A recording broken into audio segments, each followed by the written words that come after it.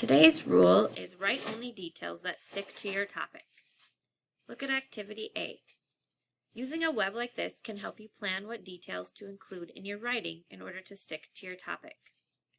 It says, think about a birthday party that you have had or have been to. Use the web to list details about the decorations, food, and activities.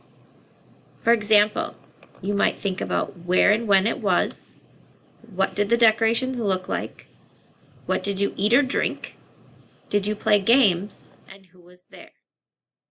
I will show you an example of how to fill out a web just like this. If I were to describe my birthday party, I might write balloons and streamers everywhere. I might also write, we played frisbee outside. I got to eat anything I wanted, and chocolate cake. Now it's your turn. You're going to write about a birthday party that you have had or have been to and list at least 4 details about your birthday party. Make sure to stick to the topic. When you are done, ask a parent or an older sibling to look at your web and make sure that your details stick to your topic.